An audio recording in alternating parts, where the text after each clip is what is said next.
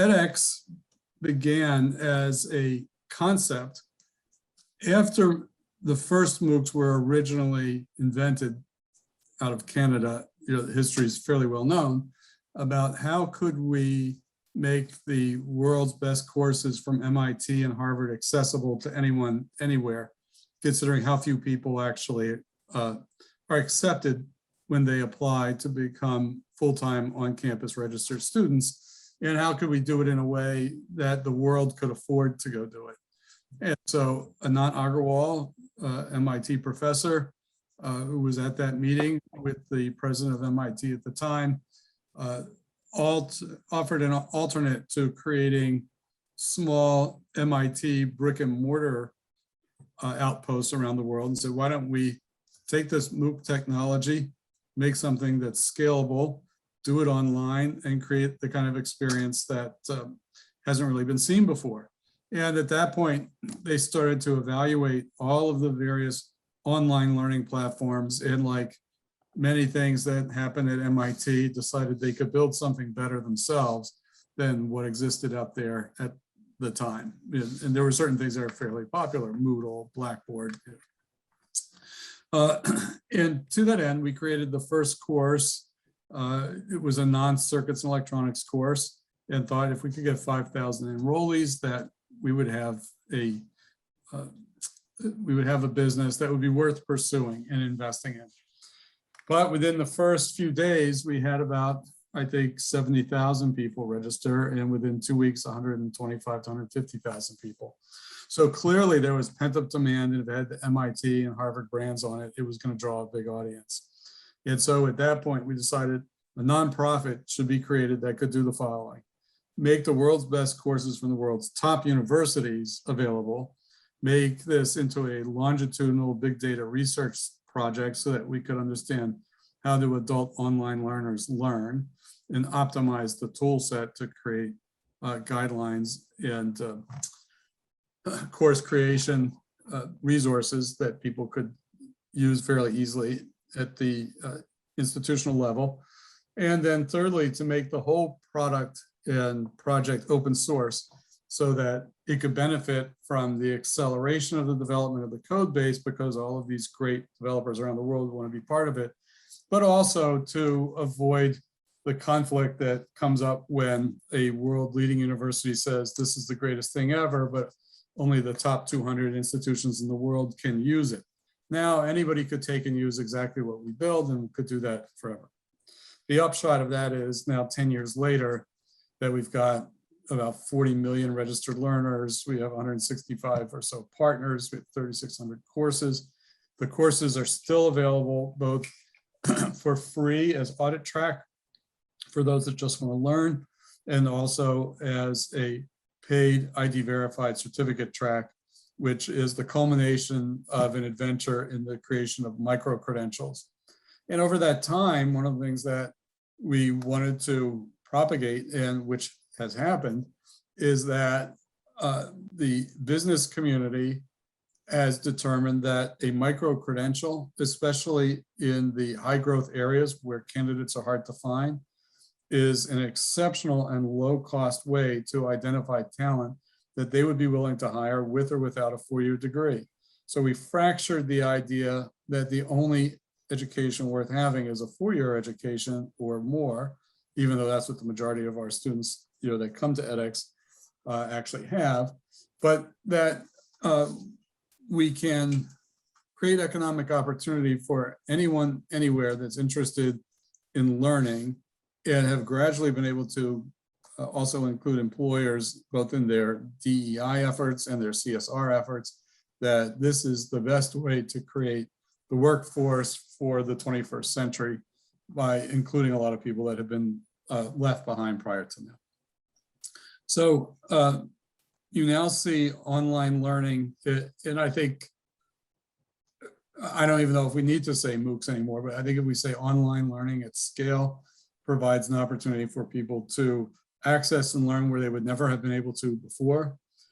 In the classroom, be able to provide it as a hybrid solution so that a professor could work on use cases and application of knowledge, and not necessarily just lecturing, because students don't want to sit in a lecture hall and take notes anyways, especially at 8 o'clock in the morning, especially this generation of students. And that in the future, we'll be able to scaffold up to full degrees at really low cost. So what we talk about now at edX is something that we call from free to degree. And that is part of the solution that is provided by the acquisition of edX by 2U, a publicly held company traded on the NASDAQ with about a 11 or 12 year history or longer. I think they started around 2008, 2009. But either way, what 2U has done over time as an OPM, is create programs for universities, recruit the students, deliver the programs, with the university owning the IP and the two splitting the revenue, while 2U would make the initial investment in the creation of the courses. And they have programs that generally were degree-based, generally master's degree-based.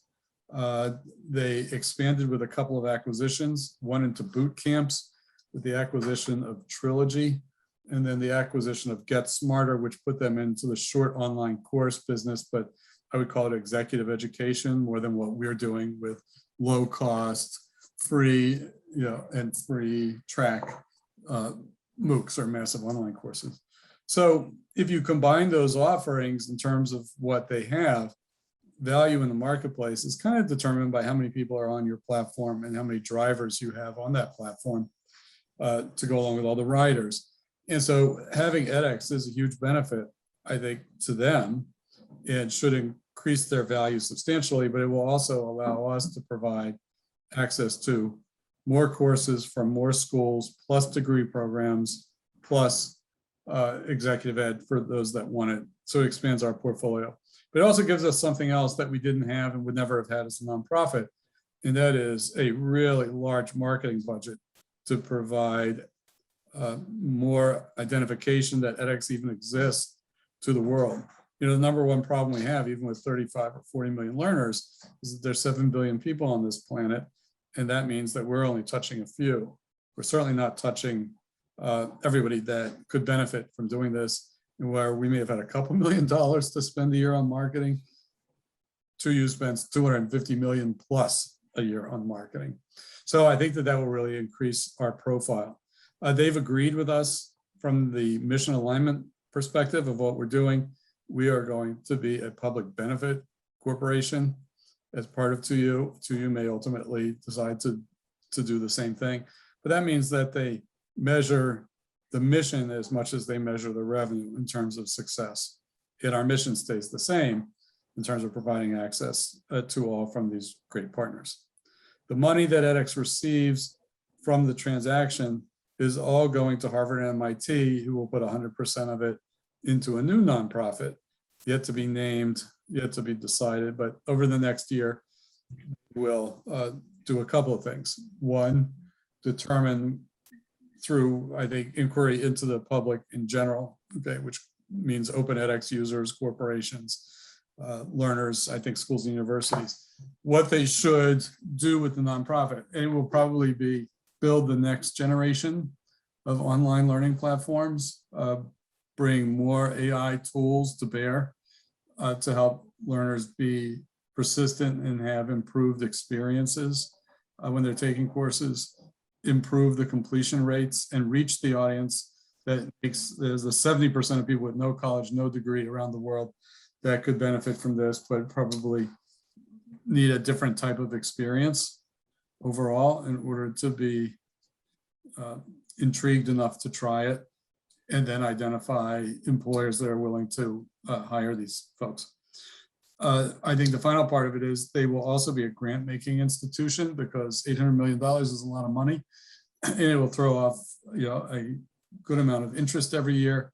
And I think that they will be looking for organizations around the world that may be interested in accelerating the development of some of these and funding the ability for them to go do that.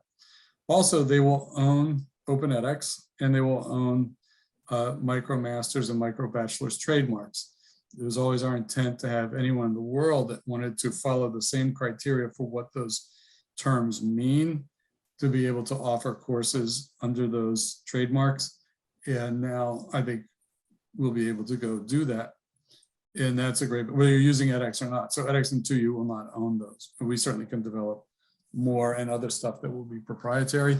But all of this remains with Harvard and MIT and the new nonprofit.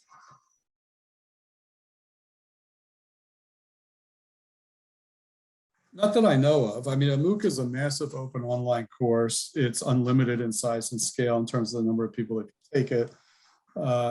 Generally, it's going to have video, interleaf learning sequences, discussion forum, and multiple assessment types. And I think that strictly from a PR perspective, well, I think MOOCs ruled the airwaves, certainly in the early days of this. You know, it has as many people, you know, that criticize them for completion rates, though they're really not understanding what the course is in the first place or why people are taking it. And so it is, I think, also logical to say, these are online learning platforms. They're massive and open or not, they're online learning platforms. They have the same characteristics. You know, I think MOOCs share those in general. It's certainly okay to use it, but you don't need to throw yourself in front of traffic if you're with people that want to detract from that because they've got an agenda, whatever that agenda is.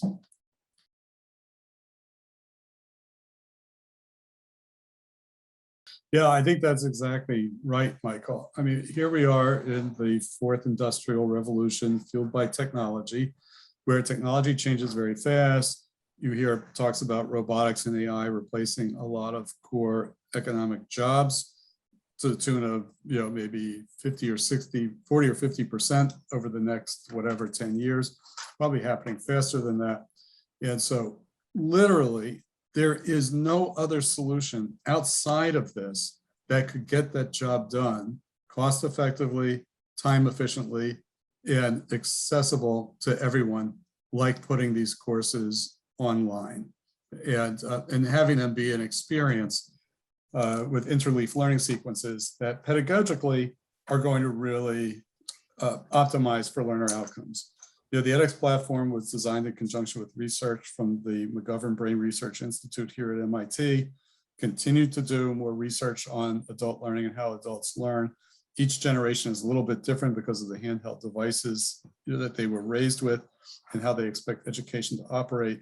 And you know, we have talked since the beginning, and it's more true than ever before, that the secret to the future of higher education is to unbundle education and look at omni-channel as education. I may take it online, I may take it on school, I may take it at the time I'm available and qualified to go to college. I may take it now that I'm a working professional for 10 years and either I want a different career than the one I've got. Things have changed in my field so rapidly, I have no way to stay relevant in my job without doing this.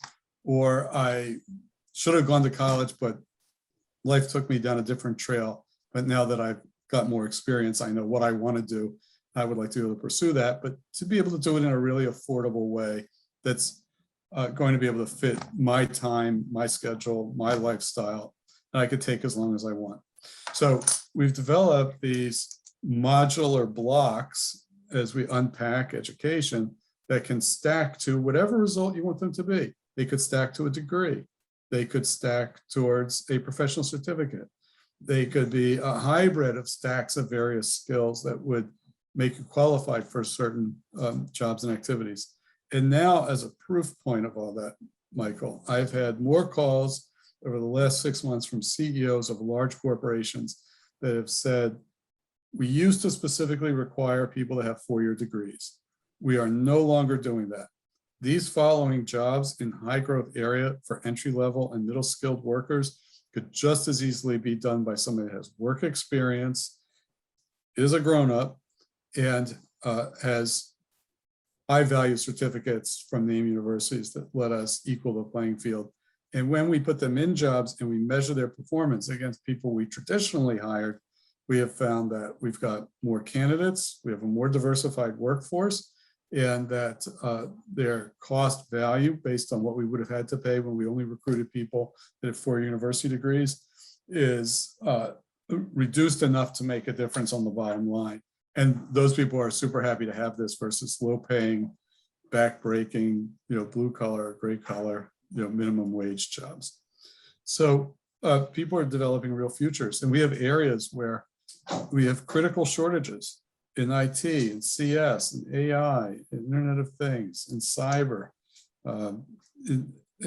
many roles in business and finance, in cloud, and supply chain. I think all of us have really seen the problems that we're having with supply chain. We don't have nearly enough supply chain trained workers in the US, but anybody could go take a supply chain certificate and start in that business from MIT, and they would have maybe spent 99 to 150 bucks a course or something like that for the certificates.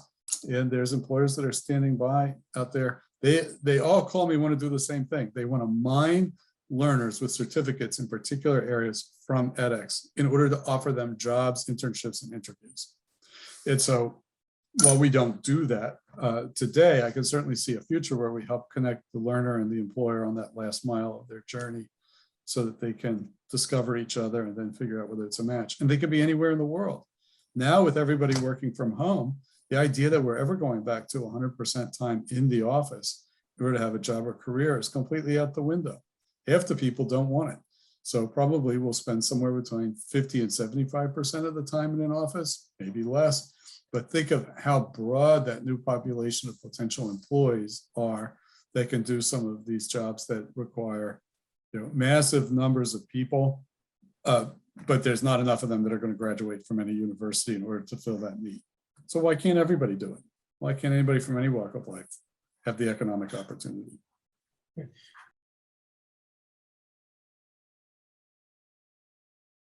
I think that's the glue. And Anand has a couple of other views about that too, which I also agree with. So one is I can get my question answered much more quickly if I talk to the population in the course versus wait to talk to the instructor. So we already know that that happens. There's Uber users from that perspective. The second part, and I'll jump up a level from here, is that we both believe it's really hard to imagine a world where people that took a course together on certain subjects or any subject, they come from everywhere. They come from Africa and Asia and Russia and China and the US. It's hard to think of them ever going to war with each other down the road when we really have learned we're all the same. We're trying to do the same things. We're trying to learn as learners. It's incredibly collegial. It's incredibly empowering. It's a way for people to compare themselves, in their progress to one another, but it's also a way for them to learn more about the world, and the world became much bigger place than it was when they were just from their small town or their village or their state or their country. And now I think that students that did not have that experience in a course would quickly reject the course. This is just like watching PowerPoint slides. I want to be able to engage with the community of people that are taking this and make connections and have a network and maybe even find a job, make new friends. But I think it's one of the things that makes these courses exciting, and it's the beginning, I think, of the gamification of those courses as well.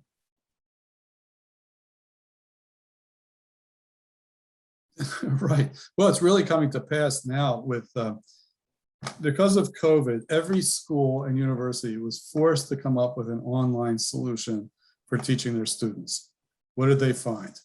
It's really hard. It's incredibly expensive, in some ways.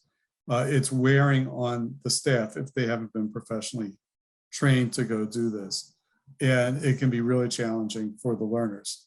So what do? Say, hey, I've got a catalog of these courses that are already done. So edX and all the schools that are part of the edX consortium agreed to make those courses available for free to any school on the planet that wanted to have them. And they'll be free for another whole year, till next August at least. But now those schools are saying, okay, if you remove the barrier of expense and creation of content, I have the lectures and the opportunity for the students to interact with 40 different assessment types. But when I talk to them, I can measure their actual comprehension of that, and we can apply it. And now the discussions got a lot more interesting, and teachers are going, this is the way I always wanted to teach. I have a way for the students to actively engage. I have a dashboard where I can see exactly what each one is doing. I know how far they progressed in the course. I know how many tries they took to find something. I know what they went and looked at in order to go find that answer. So I can then focus my teaching style and my content to meet the needs that they're showing me, because for the first time, I'm digitally capturing all that information. Whereas before I sat in front of a room of faces and they're just blank. I have no idea what they're thinking or what they're writing down until I give them a test and see. Now I know exactly how active they are and where they fall off, where they get bored, where they need more coaching, where they need more everything. And so the learning of the future, I have 100% belief that we're going to start providing students in the very early grades in K through 12 using online learning, MOOC style learning, in order to touch on topics that the teachers don't have expertise in anyways. So by the time they're in middle school, they already know, what a developer is and what coding is and all the things that will make a difference in their world. They'll be used to taking these kinds of courses as part of their curriculum. And at the college level, whether it's a community college that really only can afford to have adjunct professors and wants to offer courses from Harvard, MIT, Oxford, NYU, Columbia, amazing opportunity for the learners, a fraction of the cost of what it costs to deliver it at college. They can now create different types of I think, learning experiences for those learners. You hear a lot of people talk about learning gyms, right? Shift Up does that. The Mix in Florida, which just opened, is doing it too. Yeah, and they're just a couple where they're trying to offer alternative experiences to students prior to going into college in that gap year that will allow them to experience work, experience life, experience learning, and discover what subjects they are and aren't interested in. One of the greatest things about this whole deal, Michael, is that especially students on scholarship who are trying to maintain a GPA in order to manage their scholarships and their loans are very afraid of taking chances and delving into new fields where they feel they may not have proclivity or they could fail. We've given everybody a way to gently fail forward for a de minimis price so that they could find out, well, maybe if these are where the high paying jobs are. I just tried that course at an introductory level and it's certainly, I enjoyed it and it's something that I can do. Whereas maybe as a woman, I've been scared off of doing it because it's a male oriented industry. And so there's not that many software developers, that are female, or they don't teach it, or it's not built for them. Now it's built for everybody. So I think this is a great opportunity for us to use this as a way to show you that there are many more jobs than the ones that you may have thought of, especially when you're early years. So you're striving towards something by the time you get to college, which we should unpack anyways. And Anant talks a lot about that too.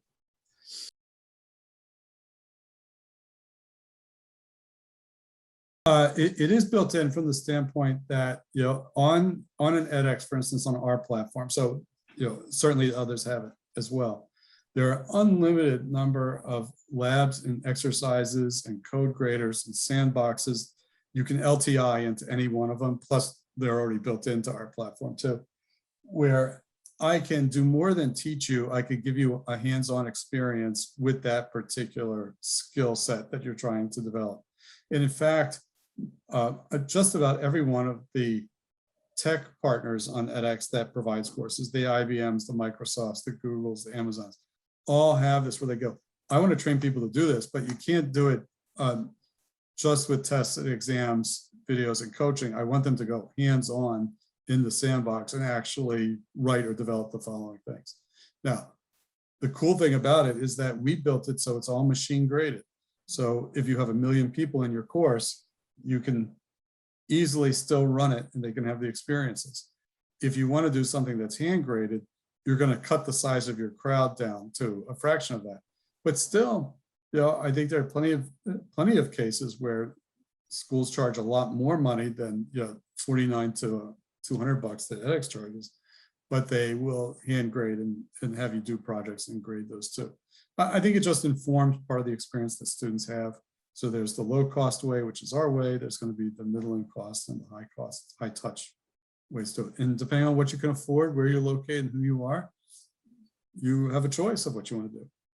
If you're in Burkina Faso, you may not have a choice. And this may be 1,000 times better than anything you could have ever had before, just as is. And then you'll hope to I think, build capacity wherever you are based on what you've learned for doing this, and say, you know what, in Burkina Faso, we could create something that has more experiential pieces, but now we know enough about that subject to have enough leaders that we could run and TA a course and talk to employers or set up different sandboxes and let people do.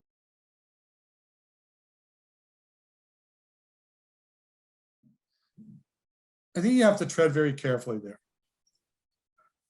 There is always going to be a on-campus four-year liberal arts, and even other focused topic educations for those that can afford it, who are in that age group, who would like to be able to have the best experience at a price that they've somehow been able to swing, either through their parents or loans. And so I don't think that's going to go away. And I would certainly hope that it doesn't, because I think that this is a key opportunity for many people. However, it doesn't serve the majority of the community. So to be able to have an option where throughout life, I can go and continue to maintain my relevancy and develop new skills and stay up with whatever's moving the market is something we never had the opportunity to do before. But by the way, we never had the need for it either, because things move kind of slow. And if I was in that job, I'll learn what I need on the job for 20 years, right? But yesterday you were hired in finance at a company 10 years ago, and the boss says, we're going to crypto. What do you know about it? Because if you don't, I'm going to get people that do. It's like, I'm going to go back to college. Are those people going to say, well, I'm now irrelevant in this company? No, they're going to say, hey, we've got great courses on whatever the most burning hot topics are, whether they're from edX or anywhere else, doesn't really matter. They're now accessible. It's immediate. It's not driven by how soon I can deliver a DVD with that information on it to your house, or that you have to come into my classroom to go do this, or we have to have a classroom that's going to have live classes, so you have to show up at the time and place of the class in order to do it or learn it. I can have just a good experience. We've done the research, we've done the testing. We know that students that take a course online do equally as well as somebody that does a course in a classroom, in some cases better. And while hybrid is preferred, if you can't find a coach, you should be able to do this and get access to it and have a similar experience online. And I think that we got to create AI coaches as well and come up with tools that will help people that, like, this is brand new to them, in terms of online learning, be successful in learning this way, this style, and know how to pace themselves, manage their own efforts, and get to the finish line. You can bring everybody up, and because you probably lack the skilled instructors in the more current and in-demand topics anyways, you're able to use the best in class worldwide to instruct and teach those people until they get to the point where they can move into a work environment to go do that. So everybody should be able to get the base skills and expand their levels of interest to include the things that they think may be for them, versus the way it is now, where we're in a highly structured environment on campus about what courses you have to take, need to take, can take, are allowed to take, what schools you can take them in. If you're in the business school, you can't go to the CS school, you can't do data. It's ridiculous. It's a 400-year-old construct when we really were hemmed in by the logistics of a brick and mortar space that can only handle so many people at one time. It ain't the way it is anymore. And I don't think that students tolerate it. I don't think instructors in schools are that interested in pushing people, through a very narrow channel. I think that it should be up to me if I want to add in adjacency in a following topic, because it's going to make me more valuable. I'm interested in aerospace and business. Oh, I can take both. I can learn a little bit about, each one of those things that will make me, I think, at least contextually aware of what my colleagues are going to be talking about wherever it is I go to apply my skills.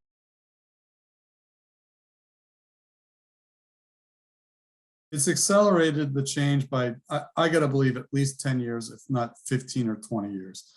It forced everybody to take a look right now at exactly how they do things in a technology-enabled information age and go, we do not pass muster if all of a sudden we have a little blip that sends us as a society running for cover into our houses. But the answers are out there. The solutions already existed. We just haven't adopted them. In fact, we ignored them. We kind of pretended things would never change. we don't have to change because there wasn't an incentive to change. But once you have that incentive and that you see that there are positives and negatives, you don't go back to riding horses now that cars exist. You got to build roads. And so that's what I think we're in the process of doing. They know we got cars, build more roads. And so I think that's where we are. And we've moved along very quickly that way. And the fact that corporations are starting to think about not needing to push people to get 4-year degrees in order to have a future is a really fascinating one. And we need those CEOs to stand up and say, did it, experimented with it, compared it to what we used to do, just as good, maybe better. When they all start doing that, you'll break through the layers of clay in the HR and hiring departments where people are going to stick to the old ways they did things for 20 years till the next generation replaces them. And that's something I think that you'll see really build momentum in the next couple of years. So I think that's a really good question. And this is what I've observed and what I encourage them to do. The first one is government has the unique ability to broadcast to its population that this is an acceptable solution that works and encourage partnerships that are private-public partnerships, which we've done here. And sometimes we do it driven by kind of foundations, whether it's Lumina or Markle, Rework America Alliance, or something that comes out of the Department of Labor. They need to show an interest in it. The second thing is that they should be the role models for everyone by hiring people that have alternative micro-credentials versus 4-year degrees and get more of the population involved. By doing that, they set a tone, and they also can do the research and report out on the experience of what that's all about.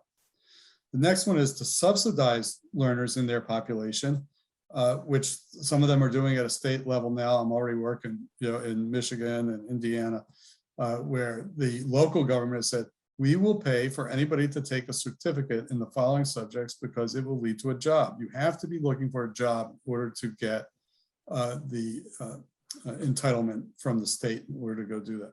Some of them will have real messy processes. Some of them will have fairly straightforward, and easy to follow processes. But it's a way to acknowledge that there are people that have been underserved in the community wherever you are, and they do not have to stay there forever. They can find a path forward by doing this at a low to no cost. I think that that's really important on the government side. So broadcasting the news, eating their own dog food and hiring people that have these skills, encouraging them to take these courses while they're in public service, in order to move up to the next level in terms of pay scale, and then also to help subsidize those looking for better jobs who are unemployed to get the skills they need in order to be employable. That's the role of government.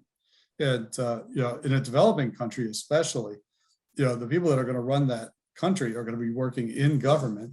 It's usually the largest employer in most of these developing world countries. And if the people don't have the skills or talent or education that they need in order to be successful, the government and the community isn't going to be successful.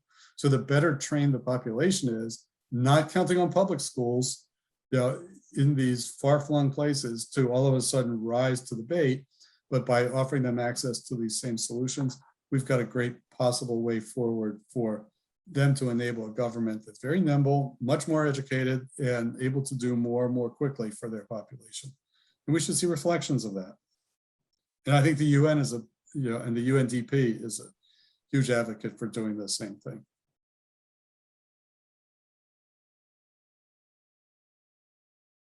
That's a good question. I'm not sure I have a great answer for that, only because things don't necessarily move as quickly as we would like to see. But I believe that from a CEO perspective, that CEOs are going to actively look to reduce the cost of access to talent and critically involve themselves, not just in attracting talent, but retaining talent by providing the educational resources, allowing them to move up into the roles that they would like to have over time, or alternatively move out. There are, I can tell you, I've worked with 2 super large companies, probably 2 of the world's 5 largest employers, that attract talent into there by saying, this is a job we need you to do, need more drivers, need more baristas, need more whatever. But we know it's not the career you want to have, but you need a job right now. If you'll take that job, we'll help you prepare for the job you'd like to have somewhere else. If we get 2 years out of you, we're happy, because then we'll bring in the next generation of minimum wage workers below you.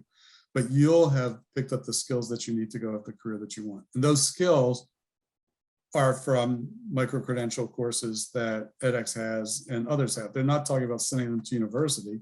They're saying, this is the solution, get these certificates, and here are the skills pathways. The other thing that's really interesting, which I didn't mention before, I probably should have, was that one of the great innovations this past year is that we've skill tagged all 3,500 courses on edX with 36,000 skills using MZ and Burning Glass, which means that if I'm looking for a course and I'm looking for a skill and I click on the skill, I'll see that course, but I can also see all the other courses that also include that skill, so that I can say, yeah, I was looking for that skill, but I would love to see how that is actually applied in a manufacturing environment. Oh, and look, here's a place where it's that skill and manufacturing. Make it a lot easier for the learner and the employer to identify what skills are in which courses, so I know what to take. And there's all kinds of talk about common taxonomy. That's a debate that will go on forever. That's like the, do we use the word MOOC or not? Nobody's ever going to universally agree on skills taxonomy, but there are plenty of skills already named and tagged. When you think about 36,000 of them, do I need that? I just need to know that this was a high quality experience where learning transfer happened versus I watched the 2-minute video.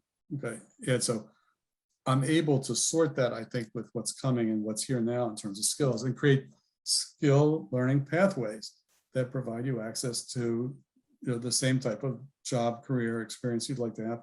But I could take a lot more courses on my particular area of expertise than I could ever afford to take time and cost-wise at a university.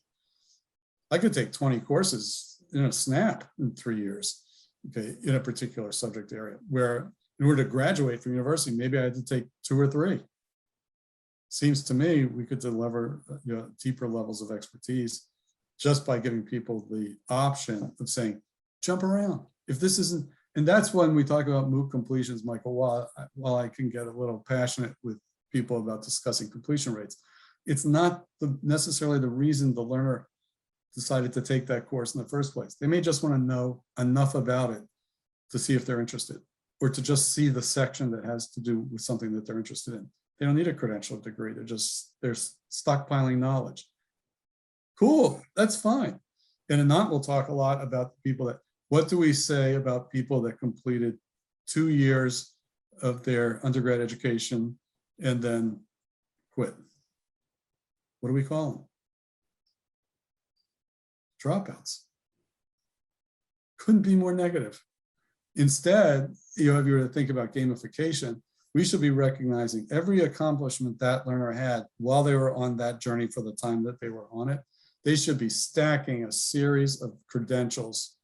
You could call them micro-credentials if you want, or certifications that would lead to a degree if that's their goal at some time in the future. But what they learned already is super valuable. To me as an employer, if you've got those 6 things, I don't care if you have these other 18 or don't have them. I need you to have these 6. And if I can afford you and you're available, that's great. Stop looking at a 4-year education as the be all and end all. Whatever part of it you do, there's a reward that we should be recognizing for what efforts you put in up to that point.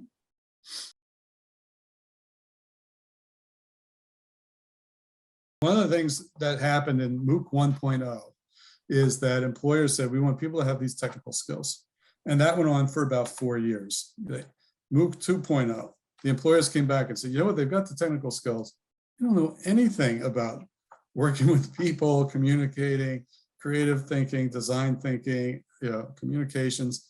And so we, along with the schools, were proponents of developing wide arrays of soft skills courses. We happen to call them power skills because that's what the president of Dartmouth actually named them. And it's much more accurate, I think, than soft skills. These are the skills you need to be successful in a career and in life that if you have missed those and only taken the technical side, you're going to run into roadblocks about how you operate, the rest of your career. So they're critically important and they should be included in that. There's no reason to think that the world of tomorrow is based only on getting tech skills. So while we can't insist that people take those, we know that being able to have a skill is important, be able to communicate is equally important, but to really succeed, to understand the past and the present and how it will relate to the future and all the things that have gone to make up this world, both philosophically, scientifically, and from an arts perspective, are going to be critical to how well you perform in the ideation you could come up with. So the best thing is super well-rounded. It's just not going to be everybody's focus, and it's going to take some people a really long time to get around to it, but that's okay.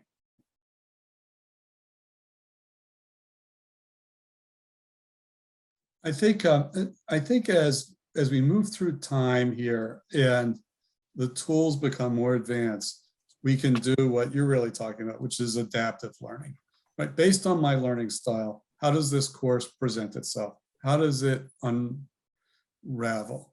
How do I participate in it? And I think that the question that we'll probably encounter as educators is, well, do we really want to cater to somebody that only uses their ears and not their eyes, or their hands and not their mouth? I may want to encourage you to use all your senses in order to do this, but I think there are great steps still ahead of us where a learner can say, not from an accessibility standpoint, just from a style standpoint, that this is the way I learn the best. And by the way, I can tell you right now, the learner can't articulate that to you.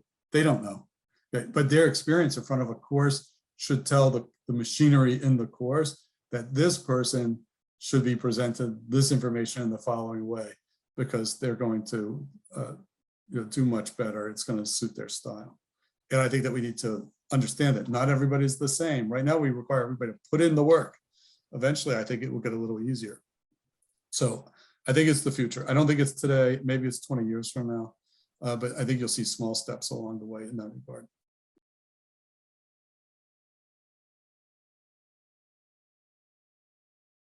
If you are a teacher, and then like Anant talks about, you are going to be far more successful, happy and fulfilled as a guide on the side, right? Rather than the sage on the stage. For a lot of professors, it's, I wrote my material, I know how to deliver it, I look forward to doing that. I'll tell the class can answer my questions, take my exams, pass the class, and I'm on autopilot. And that's just not who these learners are today. It's okay that the course content may have changed, but that's not how they operate. So I need to give you access to the content. It doesn't necessarily have to come from me lecturing you in person over and over.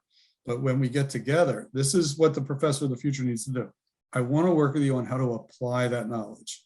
Let's do case study learning. Let's do question and answer. Let's do demonstrations and documentation. You have to be ready to do that. If teaching for you was a job where you got up and lectured and then went home, I think those days are coming to a rapid end. Maybe in elementary school, but even in the earliest grades in primary school, they actively get the children involved in the class. And they use all kinds of tools to be able to go do that. Then we kind of give up on that by the time we get to college and say, well, you're grown-ups now, you can concentrate and focus better than that. But the truth of the matter is that I would rather engage you and see you actually process what we learned and apply it, because without application, there's nothing, than just lecture you, give you your grade, and think that you learned something. Because as soon as you walk out the door, we've studied this at the McGovern-Braden Research Institute, and Sanjay talks about it all the time in mind wandering. It's minutes to hours to days before that material is completely gone if I haven't found a way to create a neural connection and apply what I just learned to something that made me use it. And so then it becomes retrievable. And I think that more people understand that than ever before, and that's what the teaching of tomorrow will look like. And there's plenty of teaching today going on that looks like that as well, especially people that are involved in creating edX courses or using them on campus. Remember, every edX course that's created is used on campus with the classes. They're either solely taking it online or they're in a flipped classroom setting like we discussed before. So the instructors are getting a firsthand experience with the fact that, wow, these students took the lecture that way, and these are the conversations we're having. And that's very different than what we did before we ever made this course, made it accessible online. I don't think we've begun to research or study that nearly enough yet, and go back to those professors that have taught those classes online. So what's changed for you? How are you looking at things differently? What do you do different in the classroom than you did before? Better, worse, more enjoyable, less enjoyable, satisfactory, unsatisfactory?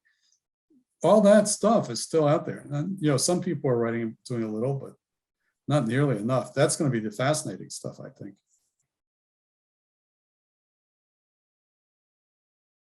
Not in college, but outside of college.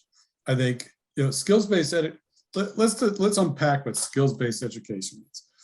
If I'm on campus, they're going to say, well, if you're in one of the sciences, then yeah, you're going to get a skills-based education. You're going to be leaving here able to do certain things. If you're a generalist or liberal arts student, you're not getting any skills-based education. It's not your goal. It's not our goal to teach it to you. They leave campus, they go to the employer. The employer says, this person spent 4 years at university and they have zero skills that we can actually apply to the business tomorrow. We have to start teaching them everything from scratch. So the schools are getting the message that they need to create more courses that will deliver skills to those that want to opt into those courses that will make them job ready when they leave. And I think job ready is the operative term, not skills based. So if I'm investing $150,000 in my education at a private university, I want to be job ready for something when I get out. If my parents have half a lick of sense, they will be encouraging me to do that while I'm there. Some will, some won't. But at least after school, when that's over and you go into the workplace and find out how little you're actually qualified to go do, now you're going to do skill-based learning. Micro-credentials mean something. The shorter, the better as far as you're concerned. You want to be able to stack them. I think that somebody would rather have, if I gave you one long 16-week course and told you that, no, we're going to have four week-long courses, but we shouldn't even use weeks in our taxonomy, because in the business world, weeks doesn't apply. It's hours of learning. If it's this many hours of time, and I'm really excited and amped up about finishing each course, which is one course now divided into 4, to collect that badge or that certificate, stack them, and it's going to get me through it because I've made it more bite-sized compared to, you know, a whole semester size. I think that was the first thing we learned when we did MOOCs. Everybody did semester-long courses. They timed them like that. They called them that. You know, they wouldn't do a course that wasn't 10 or 12 weeks worth of stuff, which meant that it was 100 hours of content. Now they know better. People aren't rushing to register for that course. They want, give it to me as fast as you can give it to me so that I can learn. And, you know, 28 or 30 hours versus 100 hours is plenty for that one course topic.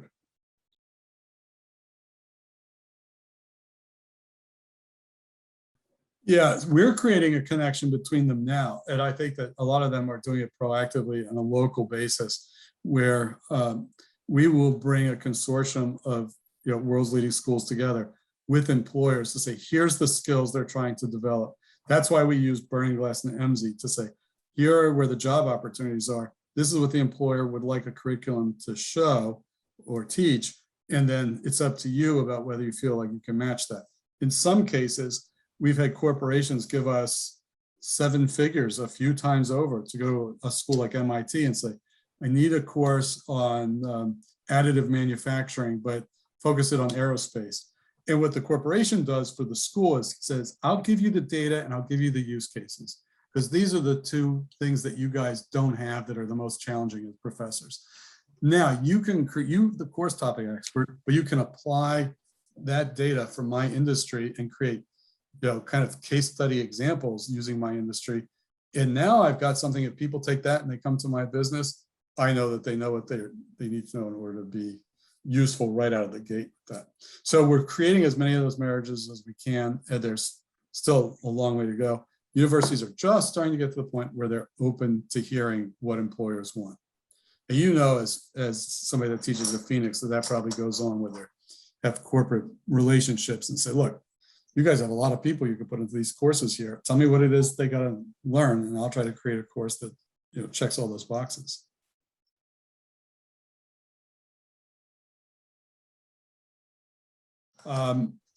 So I don't know that I could necessarily tackle that one, but I can tell you what piece I would add to it that isn't there today. What's not there today is a corporation where a corporation really understands where its hiring gaps are, what jobs it's going to need for the future, and then provides a roadmap of courses that would get one the skills to the level they were satisfied with that would make them candidates for those jobs. So too often we hear corporates say, I need XYZ. Well, have you told anybody that works in your 160,000 person organization that? No, we just put it out there and we, try to hire them from whatever postings. Okay, well, that's ridiculous. So you have all these people with legacy knowledge that are looking to perform, and they love you and they'll help the corporation, and they'll even invest at their own time in the courses in order to do it, as long as you'll pay them or you'll reimburse them for it. But they want the opportunity at the end of the rainbow. So if they do that and they do it, you got to agree that you're going to interview them. So train and hire from within based on really good identification of what you're looking for and need. It's going to make a huge difference in the corporate workplace. And I think that that's an organizational add-on that doesn't exist at scale today and needs to do that. That makes a huge difference. Some people will tell you, oh, they should make time, a day a week for people just to sit and learn and train. Never going to happen. They're just never going to do it. Business is there to make money. And I think, however, those people that are motivated enough to take their own time to learn what they need, in addition to whatever time the corporation gives them, and have a place to go to say, okay, so I did the work, I've got the credential, now give me the opportunity, that will be highly successful. Because people are willing to invest time in themselves as long as they know that there's a payoff. And that's the way it should be. When we go to school, we're investing in ourselves.